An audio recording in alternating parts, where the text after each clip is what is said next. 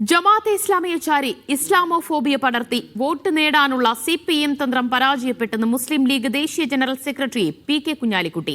കേരള കോൺഗ്രസിനെയും PV അൻവറിനെയും കൂട്ടി മുന്നണി വികസിപ്പിക്കണമെന്നാണ് ലീഗ് നിലപാട്. കോൺഗ്രസ് അച്ചടക്കമുള്ള പാർട്ടിയായി. VD സതീശിന്റെ നിലപാടുകൾ UDFന് ഗുണകരമാണെന്നും PK കുഞ്ഞാലിക്കുട്ടി പറഞ്ഞു. മീഡിയ വൺ നേതാവ് നിലപാട് അഭിമുഖത്തിലായിരുന്നു കുഞ്ഞാലിക്കുട്ടിയുടെ പ്രതികരണം.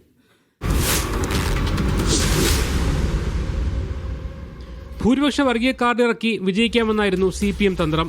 സംസ്ഥാനത്തുടനീളം അത് പാളിയെന്ന് തെരഞ്ഞെടുപ്പ് തെളിയിച്ചതായി PK കുഞ്ഞാലിക്കുട്ടി പറഞ്ഞു. സംഘടനയെ ചാരിക്കൊണ്ട് ഇസ്ലാമോഫോബിയ എന്ന കാർഡ് വെച്ച് ഈ തവണ പഞ്ചായത്ത് ഇലക്ഷൻ കടക്കാം എന്നാണ് അവർ കരുതിയത്. ഇവരെത്ര വലിയ വർഗീയത പറഞ്ഞാലും ശരി, ഞങ്ങളെ ബാധിക്കില്ല എന്ന് ഞങ്ങൾക്ക് മനസ്സിലായി. എനിക്ക് ആന്റണി വന്ന് തിരുവങ്ങാടി മത്സരിച്ച പോലെ ഞാൻ പോയി കോട്ടയത്ത് നിന്ന് ജയിക്കുമെന്ന് എനിക്ക് തോന്നുന്നത്. വെള്ളാപ്പള്ളിയുടെ വർഗീയ പരാമർശങ്ങൾക്കും തിരിച്ചടി കിട്ടി. അങ്ങനെയുള്ള വർഗീയത പറയുന്ന ആളുകളെ ഒന്നും ആരും പ്രോത്സാഹിപ്പിക്കാൻ പോകുന്നില്ല. ജമാഅത്തെ ഇസ്ലാമി ഉൾപ്പെടെ സഹകരിച്ചവരെ ഒപ്പം നിർത്തും.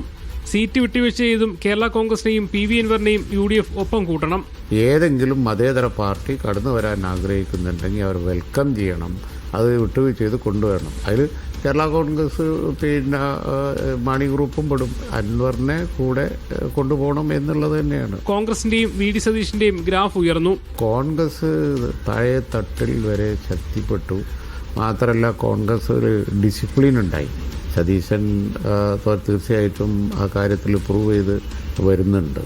അതിലൊന്നും സംശയമില്ല. നോളജ് ലെവല്, അതേപോലെ തന്നെ നിലപാട്, അതുപോലെ തന്നെ കാര്യങ്ങളെക്കുറിച്ച് ഗ്രാഹ്യം, ഇതൊക്കെയുള്ള ഒരു പ്രതിപക്ഷ നേതാവ് തന്നെയാണ്. സമസ്തയിലെ ലീഗ് വിരുദ്ധയുടെ നിലപാട് പരാജയപ്പെട്ടതും കുഞ്ഞാലിക്കുട്ടി ഓർമ്മിപ്പിച്ചു. പാണക്കാട് തങ്ങന്മാർ നേതൃത്വം കൊടുക്കുന്ന ഒരു കാര്യങ്ങളിൽ നിന്ന് വ്യത്യസ്തമായി ആരെങ്കിലും സഞ്ചരിക്കാൻ തുടങ്ങിയാൽ അതിന് വലിയ അംഗീകാരം കിട്ടൂല എന്നുള്ളത് ഉറപ്പാണ്.